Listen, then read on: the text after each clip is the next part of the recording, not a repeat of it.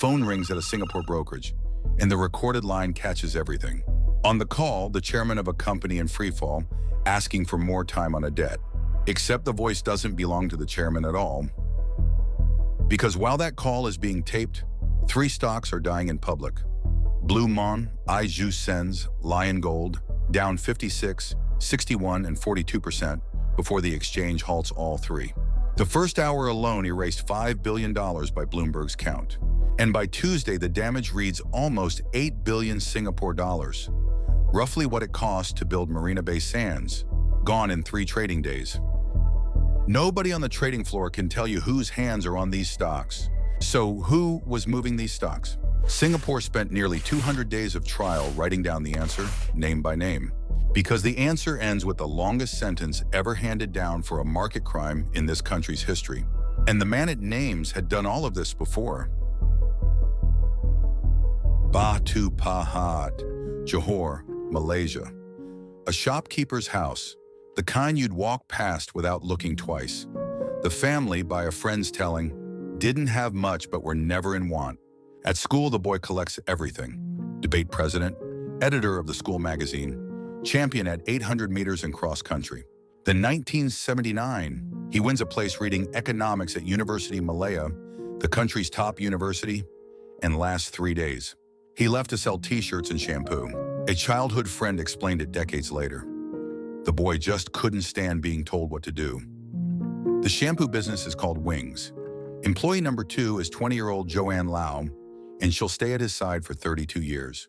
By 21, he's made his first million ringgit. By 24, he's bankrupt, wiped out in the credit squeeze that froze Malaysia in the mid-80s. So picture 1985. The Wonder Boy is gone. A man in his mid-20s takes any restructuring work he can find.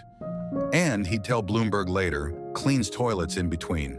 Then he buys space in the classified ads. One question, over and over, is your company in trouble? Thousands of replies come back, because in that recession, almost everybody's company is in trouble. Here's the move. A drowning company owes money it can't pay, so goes to the people it owes, and he buys that debt off them for 10 cents on the dollar. The creditors take it. 10 cents beats nothing. And now the drowning company answers to So. Banks in glass towers do the very same thing, and they call it investing. He's doing it out of the classified ads. And by the early 90s, he holds pieces of more listed companies than some banks do. Then a political party comes knocking. Out of the wreckage, he builds what the press calls his stable. Listed companies with his hand on all of them. Promet que la namas, Uniphoenix, Guantan Flour Mills. The names mean nothing to you, and in 90s Malaysia, they move everything. Small investors chase anything he touches because the gains are extraordinary. He joined MCA, the Chinese party in Malaysia's ruling coalition, at 21. By 1987, he's the youngest division chief peddling Jaya ever elected, running a service team out of an Isuzu trooper in party colors. And by 1995, he sits on the party's presidential council. He's the only member with no government post and no seat in parliament. He put it plainly years later. Politics was my first love, and deal-making was my second nature. To be clear, plenty of what he built was real. Real companies, real party service centers, and a real school.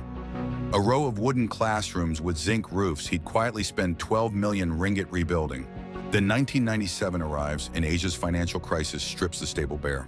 Now the regulators come asking about a brokerage called Omega Securities. On paper, it belongs to other people. In practice, they say it answers to So, who already owns 2 brokerages under his own name. So why hide a third? Hold that question. September 1998 brings the political fall. His friend Anwar Ibrahim, the sacked deputy prime minister, becomes the most dangerous man in Malaysia to stand beside. So marches next to him at the rally anyway. And in April 1999, the charges land. A fraud on Omega that the papers put at more than 400 million ringgit. So John So gets on a plane and vanishes. He's gone 3 years, Interpol lists him. Prosecutors would later claim he crossed borders on an Indonesian passport carrying another man's name, a claim no court ever tested. Then one Tuesday in May 2002, he simply flies home. Kuala Lumpur International Airport, a morning flight in from Jakarta. Police wait at the gate, and every business desk in the country has sent a camera. The fugitive walks off the plane smiling, in no hurry, and on the way to the cars, 3 years of Interpol notices get his verdict. I have always said that I will be back to face the charges. I have faith in the judiciary. He tells reporters he's been craving fish head curry. Asked if that's a dig at his old party boss, he stands firm. No, I really miss fish head curry. He's in court the same day, and bail costs him 2 million ringgit. His first public stop after that is the school, the wooden one. He hands over 10,000 ringgit at the gate, and the assembly hall there carries his late wife's name, Joanne. And one more thing happened while he was away. A Malaysian court declared him bankrupt. Hold that word. Because everything you've just seen was rehearsal. The real show? Singapore. In 2007, he finally pleads guilty. 2 charges out of the mountain. The fine runs 6 million ringgit, the maximum the law allowed. In fairness, he pays it, and what comes attached is a 5-year ban from managing any listed company. So how does a banned, bankrupt man spend the ban?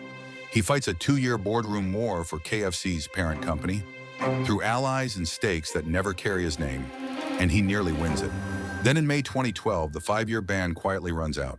3 months later, across the causeway, 3 small Singapore stocks begin to move. August 2012, the network goes live. Because a bankrupt may not manage any company, this empire gets managed through borrowed names. 187 trading accounts held by 58 friends, relatives, and associates across 20 banks and brokerages. The 3 shells sit waiting. Bluemont, a property company reborn as a miner. Su-Ling, a private equity firm out of KL. And Lion Gold, calling itself Singapore's gold champion while buying mines at a loss. Now watch one day inside the machine. In the morning, accounts he controls sell Bluemont shares. 2 other accounts he controls. Nothing real changes hands, but the screen shows volume, and volume draws real buyers. By afternoon, the same shares have circled home. At night, the positions roll to fresh accounts, so nothing ever has to settle. And the part that turns a con trick into an empire is the banks, lending real money against the make-believe price. The loans buy more shares, the buying lifts the price, and the higher price unlocks bigger loans still. You can see where this staircase goes, and it only ever goes one way. Bluemont starts 2012 worth $24 million. By the peak, it's worth 5.2 billion, 217 times over in under 2 years. And the strangest part is that almost none of this was his own money. Goldman Sachs extends roughly 142 million Singapore dollars. Interactive brokers, more than 800 million, and a New York fund wires in over $500 million US, more than half of all it managed. One day that August, Su-Ling gained $710 million. So for one moment, this shell from KL is worth more than the company that runs Malaysia's entire stock exchange. And the operation even has its own payroll clerk. A soft-spoken finance manager moves $30 million through accounts in his name and his wife's. The courts had one name for him, the treasurer. Daily operations run through Su-Ling. She's So's partner. And at the very same time, she's the chief executive of her own listed company.